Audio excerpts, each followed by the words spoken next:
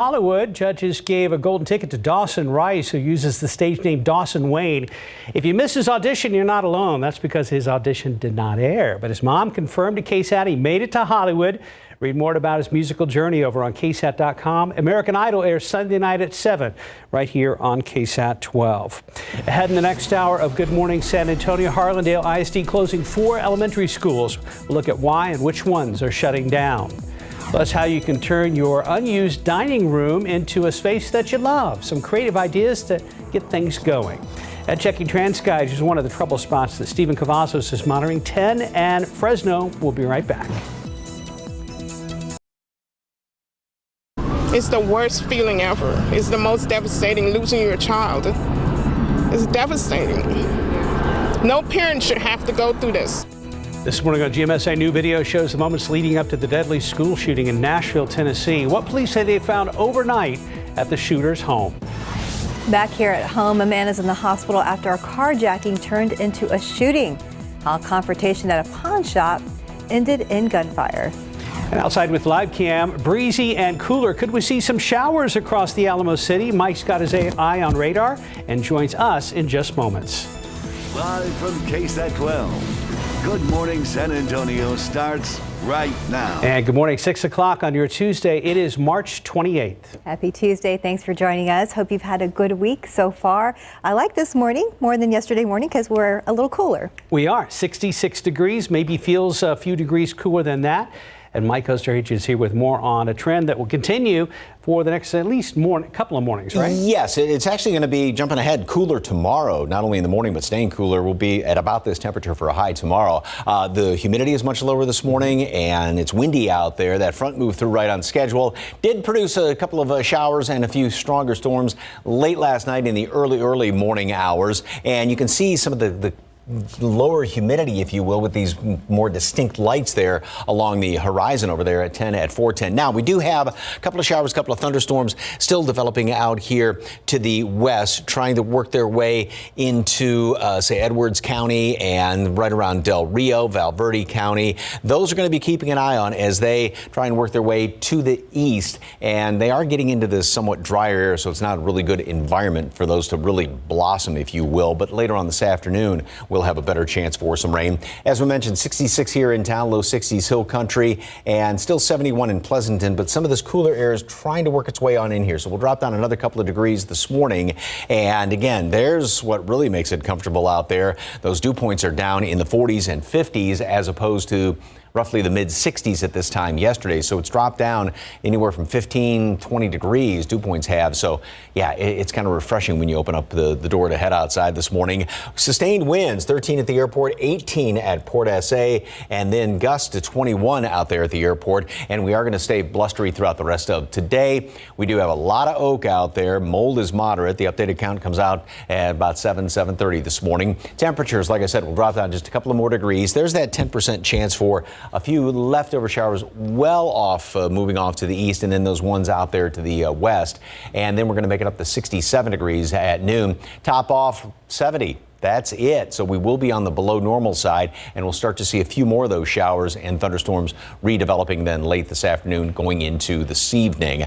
What about the first weekend of April? Those details coming up in just a couple of minutes. Traffic Authority, Stephen, I know you had some problems last half hour, still out there? They've rippled into 6 a.m., Mike. And in fact, I was just texting our Justin Horn because we know he travels down I-10 eastbound. So this is going to slow him down, and this could slow down anyone that's traveling down those eastbound lanes. You can see those flashing lights out there. There's at least 3 lanes that we see blocked off, and in fact it does look like first responders may be getting ready to open up those lanes. So TxDOT has again reported that this is road debris, and that was just before 6 a.m. You can see it's right around the eastbound lanes as you approach Fresno, and we have a little bit of a buildup that is forming out there. So that's going to cause some slowdowns for drivers like Justin or just anyone else out there that has to head into the downtown area. So watch out. Hopefully we'll have better news to report in the next few minutes, but giving you a wide view of the metropolitan area, it's a lot better out here. We can see plenty of green, Of course, a lot of construction. We'll get to that a little bit later on. But if you have to travel into the Alamo City from any of these communities, thankfully it is still green across the board, especially from Seguin.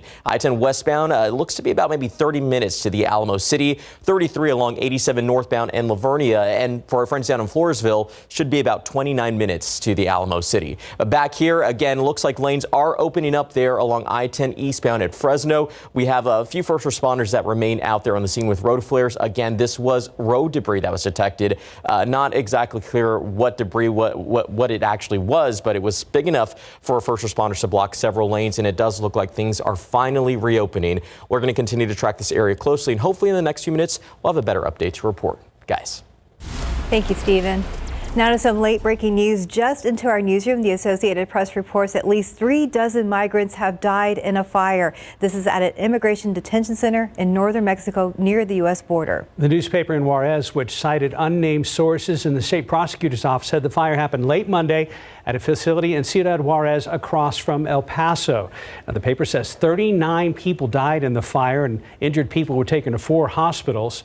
Mexico's Attorney General's office has launched an investigation and has investigators at the scene. We'll continue to track that story for you right here on KSAT and KSAT.com.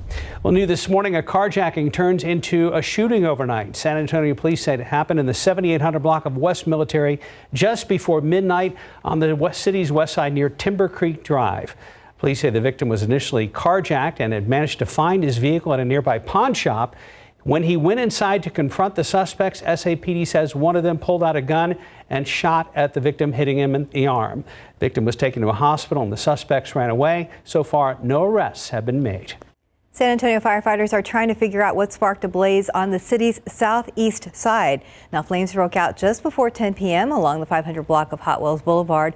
The building was a garage that was converted into an efficiency apartment. One person was living in each of those apartments, but no one was home at the time of the fire.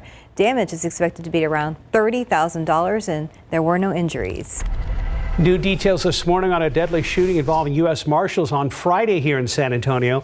46-year-old Michael Anthony Oles was shot and killed on the 3rd floor of the parking garage at the Doubletree Hotel on Cesar Chavez.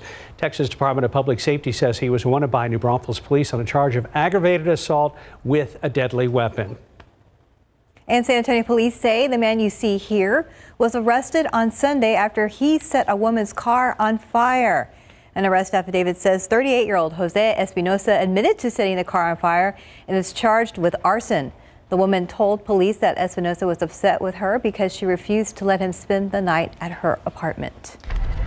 In your morning headlines, new images from the deadly school shooting in Nashville, Tennessee. We want to warn you, surveillance images from the school are disturbing. President Biden has ordered flags at half-staff for the 6 victims, 3 of them young children. As ABC's Lindsay Watts reports, investigators say they found more weapons overnight at the shooter's home. This morning, newly released surveillance video showing the moments leading up to the deadly school shooting in Nashville. The shooter firing through a glass door, armed with 2 assault-type weapons and a pistol, seen here in pictures released by police. Once inside, authorities say Audrey Hale shot and killed 6 people, including 3 children. I was literally moved to tears to see this and the kids as they were being ushered out of the building. The young victims, 9 years old. They're identified as Evelyn Dickhouse, Haley Scruggs, and William Kinney. The head of the school, Catherine Kuntz, was also killed, along with teacher Cynthia Peak and custodian Mike Hill. We just need to embrace those that are grieving because we grieve with them. Police patrol cars outside the school were left riddled with bullet holes. Authorities say Hale fired at officers from a 2nd-story window. According to police, 2 officers ran toward the gunfire, shooting and killing Hale just 14 minutes after the first 911 call. There's multiple victims down inside the school. Shooter is down now as well. Authorities say they strongly believe Hale, described as a 28-year-old female who identifies as transgender, was a former student at the private Christian school. Overnight, police say they found more guns and evidence at Hale's home. A motive remains under investigation. Gun violence is the #1 cause of death for children in America, recently surpassing car crashes. In Washington, advocates for gun reform once again demanding tougher measures. This person had 2 AR-15s and a handgun. You don't need this to go hunting. You don't need that to protect your family. Congressman Tim Burchett, who represents Knoxville, Tennessee, called the shooting horrible, but says there is no need to ban assault weapons. I don't think you're going to stop the gun violence. The common thread is you've got somebody who's mentally ill and evil. Police say Hale prepared for yesterday's attack with detailed maps and also left behind writings that will be part of the investigation. Lindsay Watts, ABC News, Nashville. Monday's deadly shooting in Nashville, just the latest in a horrific trend. According to the Gun Violence Archive, this is the 129th mass shooting in the United States this year. And the news of another deadly shooting at a school brings up painful memories of the tragedy at Robb Elementary School in Uvalde. State Senator Roland Gutierrez saying in part, quote, "The Covenant School shooting yet another tragic reminder of the urgent need for common sense gun safety laws in our country. The fact that our children are not safe in our schools is flat out unacceptable. We as elected officials must take bold action to prevent gun violence and protect our communities. There's no place for this in the greatest country on earth. It saddens me too deeply to have to express this sentiment time and time again," end quote. In other headlines, a lawsuit with major implications on the cost of prescription drugs. The suit takes aim at companies that manage prescription drug benefits, describing them as price-fixing gangsters. Ohio's Attorney General says companies like Cigna, Humana, and Prime Therapeutics are keeping drug prices unreasonably high. The White House's Inflation Reduction Act capped insulin for seniors at Medicare at $35 a month, and now there's a push to extend the cap for all Americans. Meanwhile, the man who inspired the film Hotel Rwanda was freed by Rwanda last week from a terrorism sentence. He's arrived in Qatar on his way to reuniting with his family here in the United States. The White House says Paul Rusesabagina is currently in Qatar. The 68-year-old U.S. legal resident and Belgian citizen had left Rwanda after saving hundreds of countrymen in the country's 1994 genocide. He was convicted of 2021 of terrorism offenses and sentenced to 25 years in prison in a widely criticized trial. Rusesabagina says his arrest was in response to criticism of Rwanda's president over alleged human rights abuses. Right now, 6:11, 66 degrees. Coming up next on GMSA, do you or someone you love depend on Medicaid? Well, there's some changes coming that you're going to want to know about, so you don't want to risk losing that coverage. And outside with live cam on your Tuesday morning, breezy and cooler. Any showers on radar? We'll take a look coming up.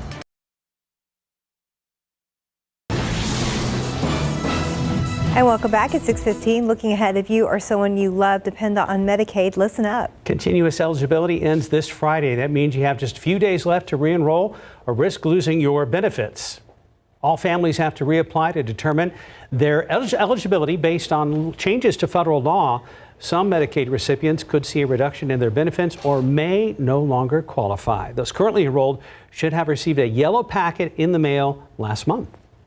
Common mistakes on the application is not filling it out entirely. The application is 20 pages, so it can be time consuming, it can be confusing.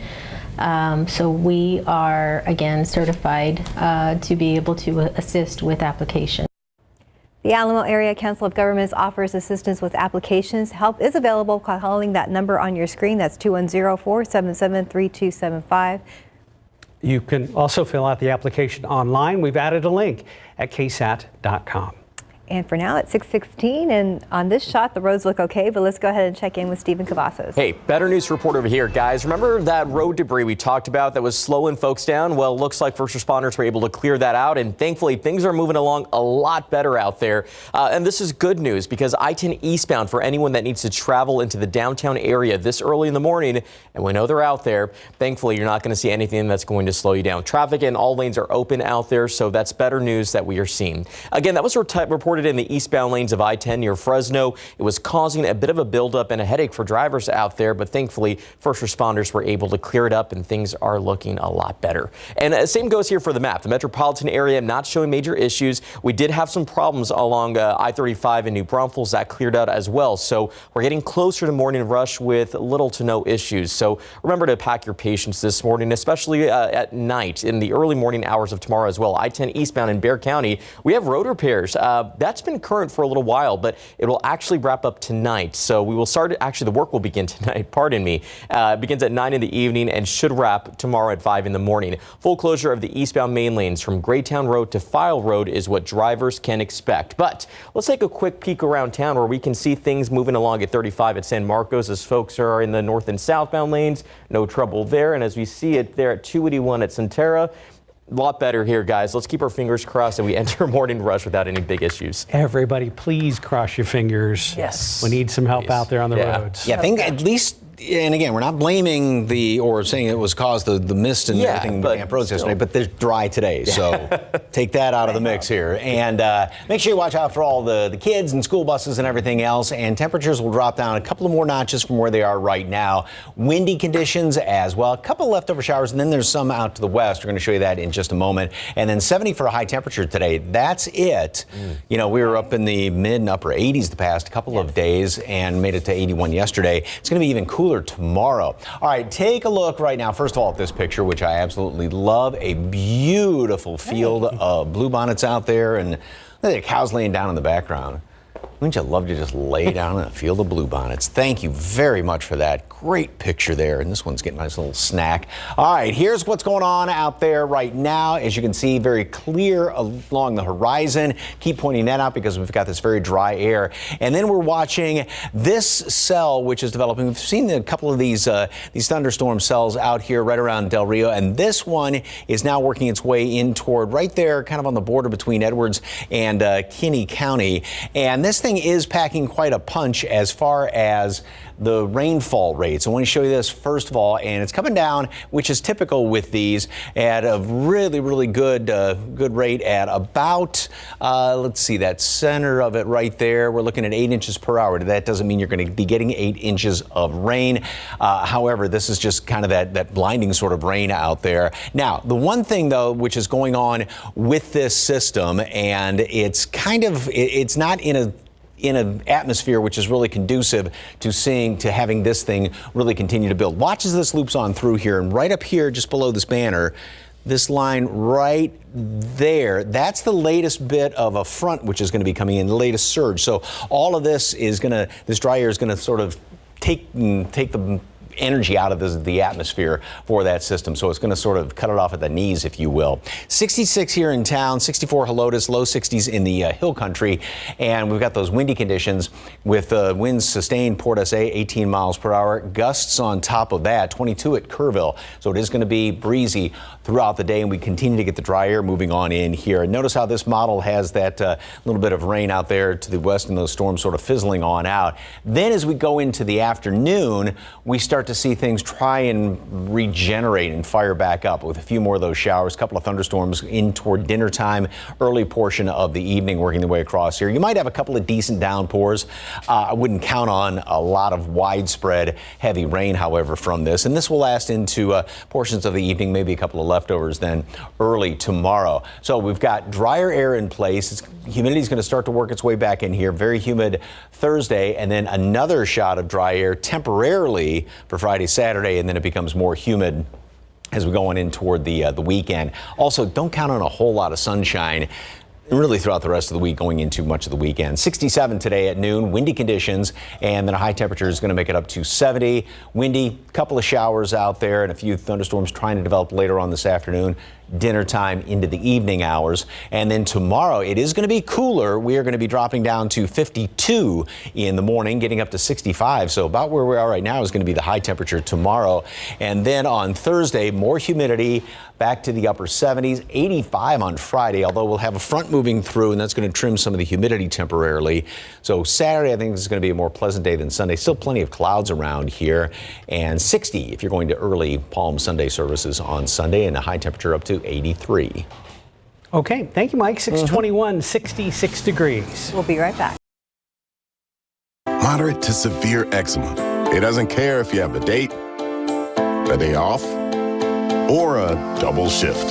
Make your move and get out in front of eczema with steroid-free Sabinco. Not an injection, Sabinco is a once-daily pill for those who didn't respond to past treatments. And it's proven to help provide clearer skin and relieve itch fast. Sabinco continuously treats eczema whether you're flaring or not.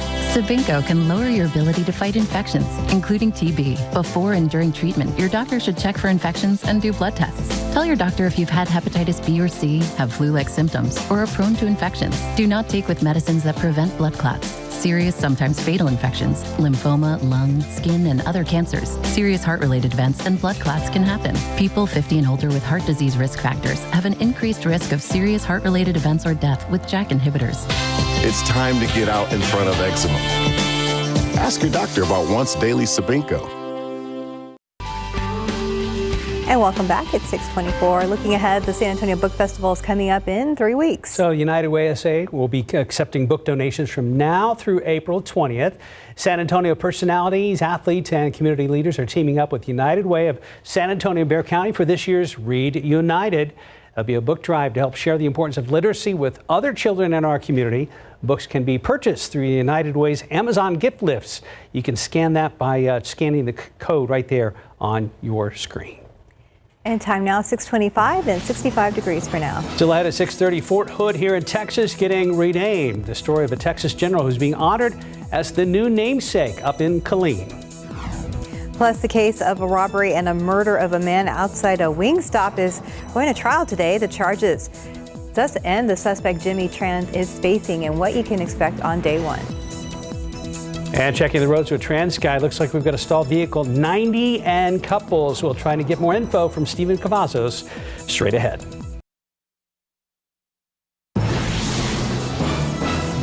Police say a man trying to get back his stolen car got a whole lot more than he bargained for. A gunshot wound in his arm. Good morning, I'm Katrina Weber. I'll tell you how that happened coming up. Also this morning on GMSA, Harlandale ISD is closing 4 elementary schools. We're going to look at why and which ones are shutting down.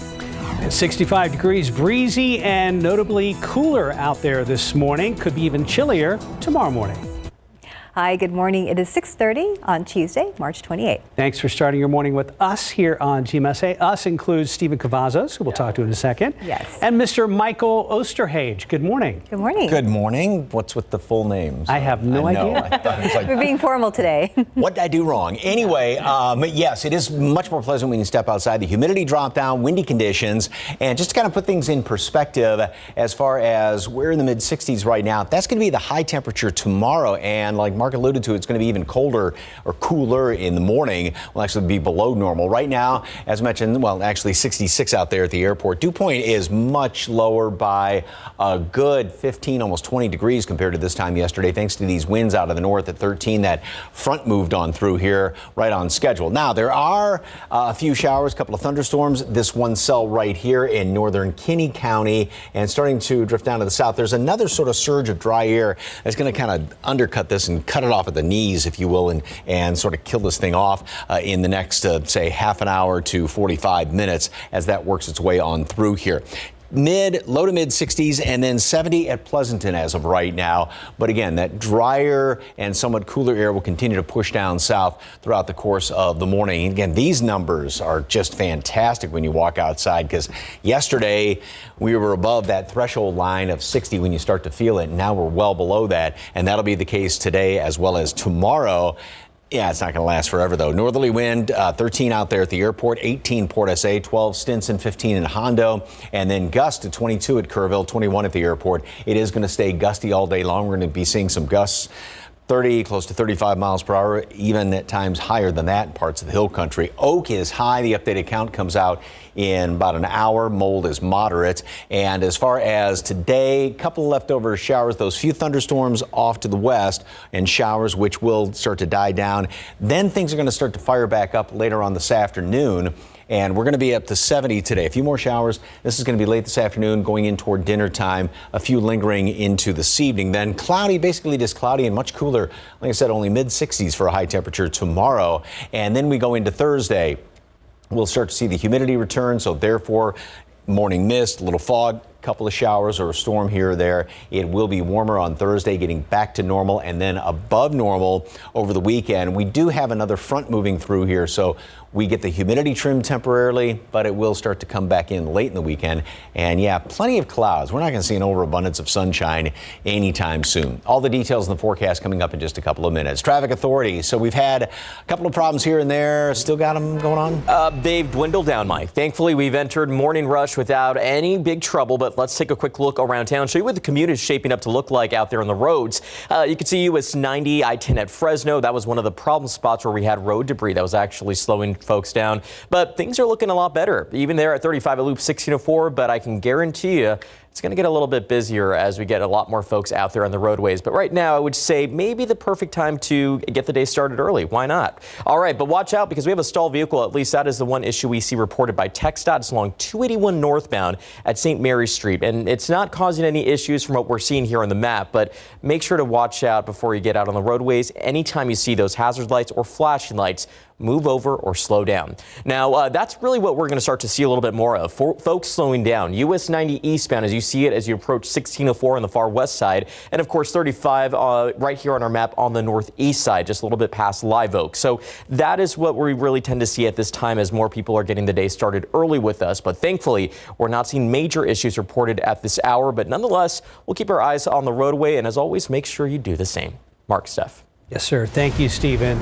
New this morning, things have gone from bad to worse for a man who initially was the victim of a carjacking. San Antonio police say he also suffered a gunshot wound while trying to get his car back. Katrina Weber is live downtown with that story. Katrina, have police had any luck tracking down the shooter?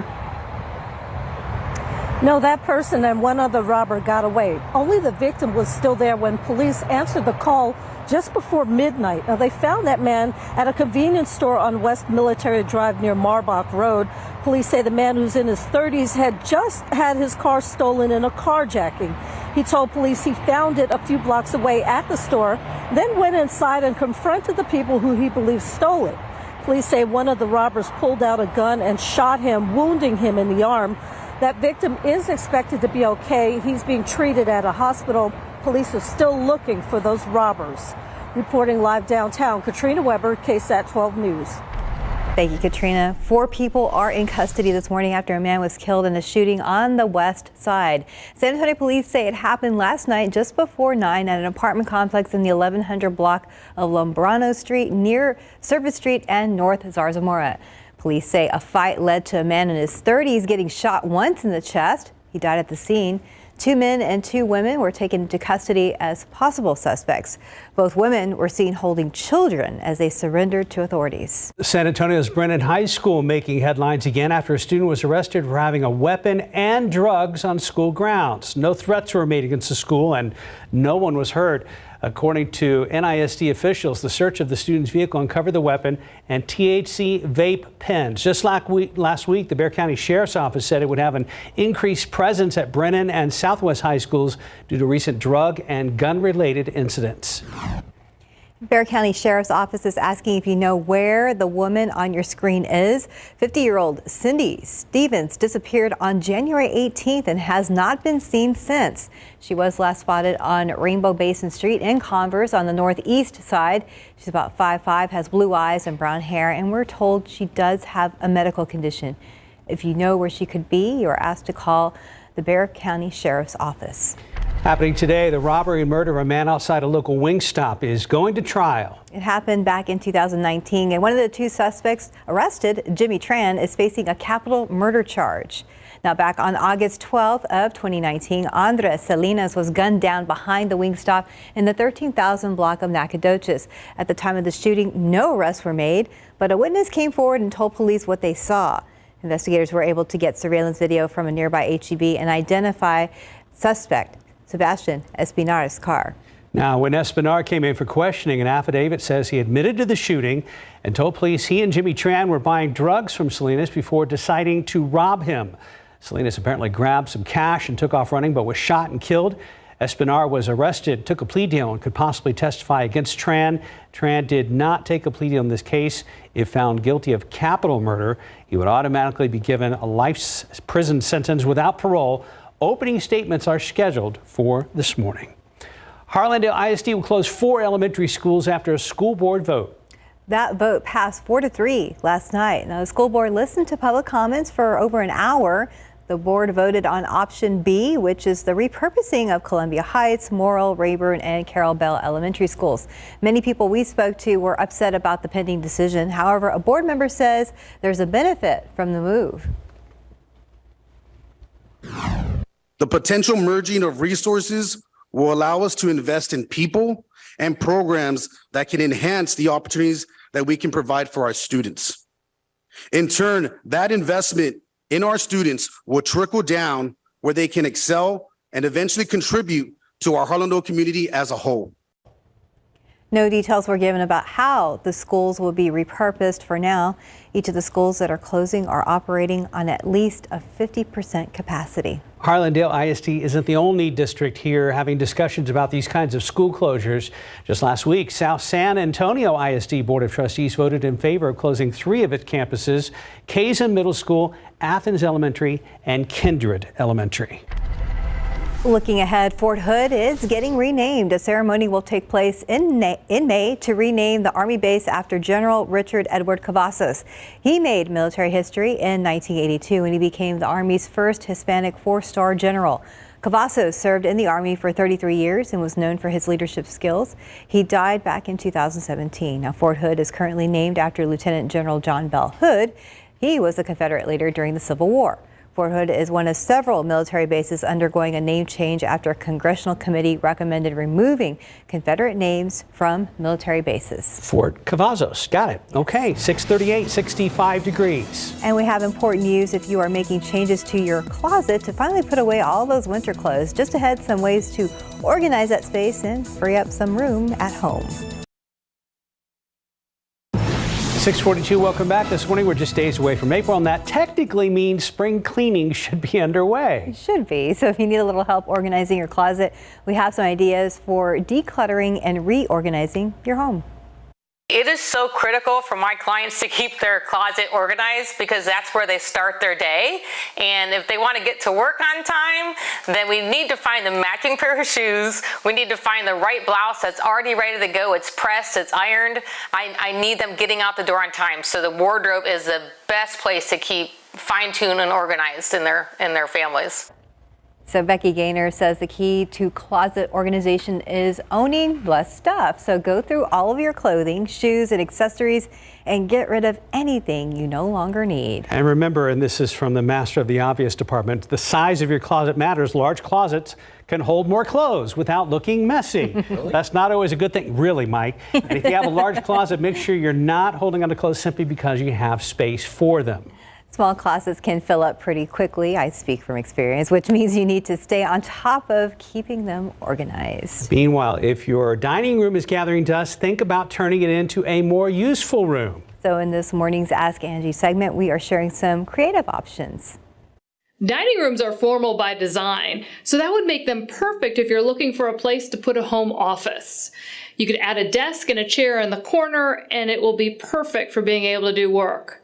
If your dining room is open without doors, you might consider adding doors so that you can have some privacy while you are working. And turn your dining room into a closet.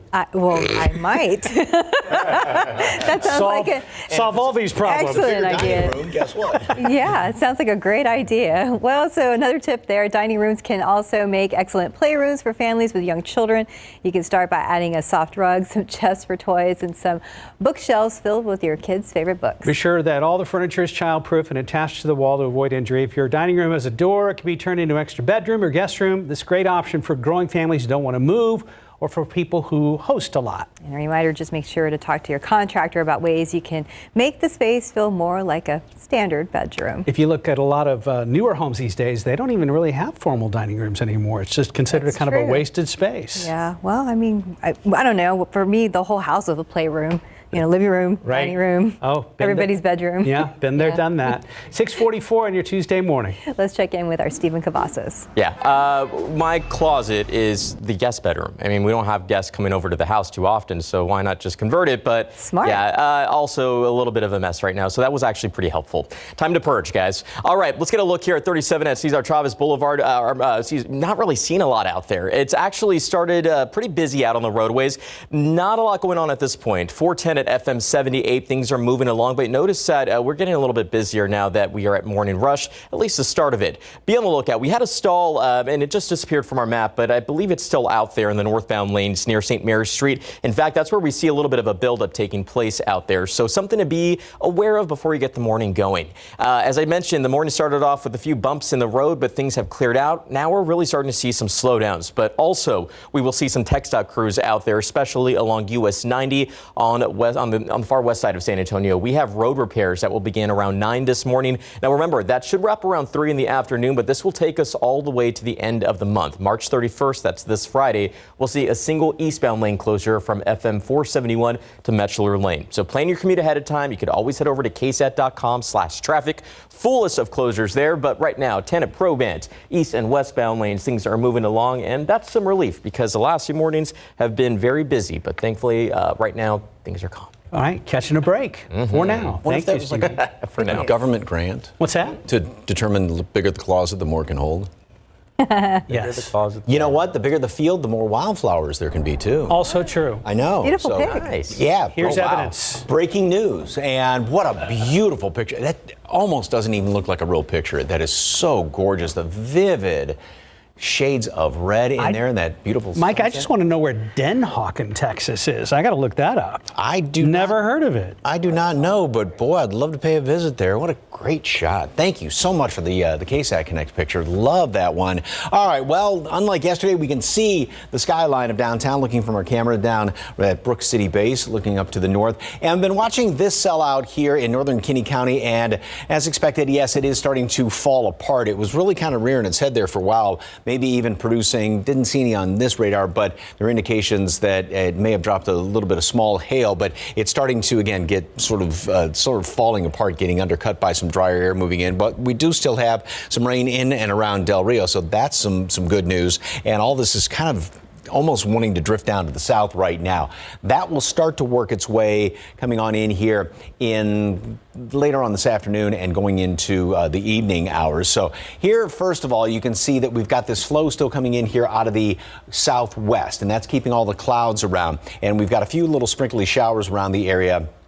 As of right now, the drier air continues to get pumped on in here. And again, here is that secondary shot of drier air that's going to be coming on in, undercutting that cell out there to the west and some of those showers and storms out there in Valverde County. Temperatures right now, mid 60s on average, some upper 60s down to the south, but it continues to cool down just to the sort of a degree at a time over the past couple of hours with the winds pumping in that drier air, 18-mile-per-hour winds at Port SA, gusts to 28 now at Kerrville, so it is starting to pick up. 16 over there at Los Maples, 21 at the airport. Temperatures will drop down another few degrees, 10%, of course, higher rain chances out there to the west, but 1 or 2 of them hanging around here this morning.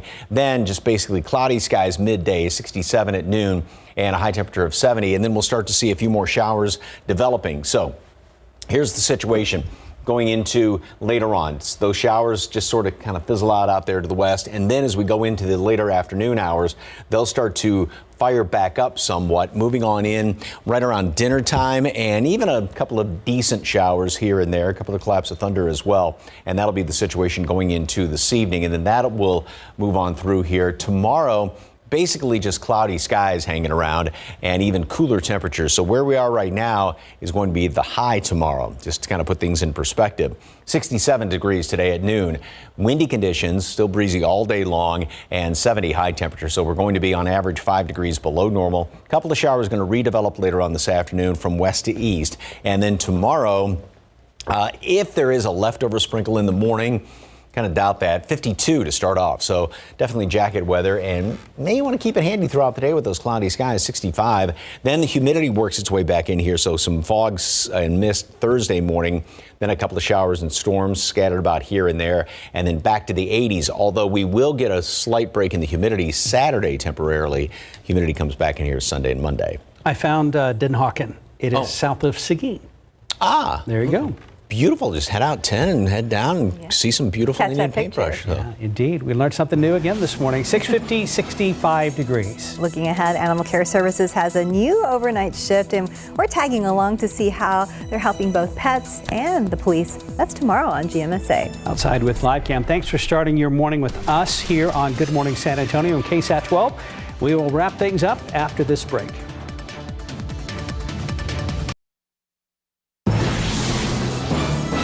Coming up here on GMA, we of course start live in Nashville after that tragic shooting at a school.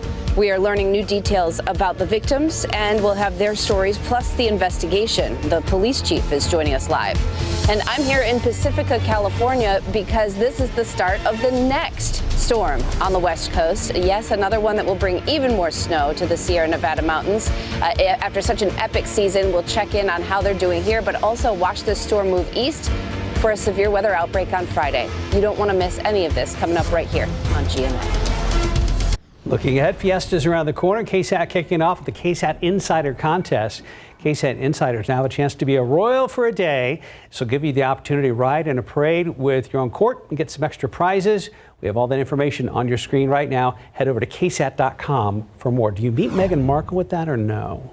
You have to try two times. Probably not. Okay. I don't know. Also on KSAT.com, a Reagan High School graduate is going to Hollywood. American Idol judges gave a golden ticket to Dawson Rice, who's using the stage name Dawson Wayne on the TV singing competition. So if you missed his audition, you're not alone. That's because his audition did not air.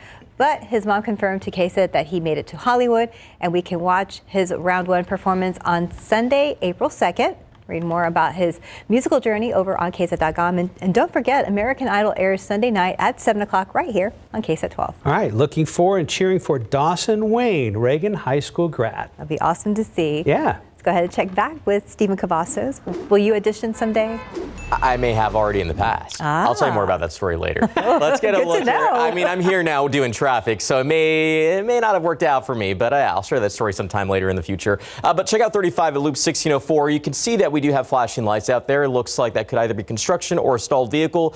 Thankfully, we're not seeing any major issues at this point, but I do want to point out we do have a stalled vehicle that was causing a little bit of problems there in the northbound lanes of 281. That was as you approach St. Mary Street, and it does look like that's already cleared out in terms of the slowdowns, but stall being reported by TxDOT. And you can still see a lot more of the slowdowns taking place along US 90 eastbound as you're heading into San Antonio from Castroville. Take your time this morning, Mike.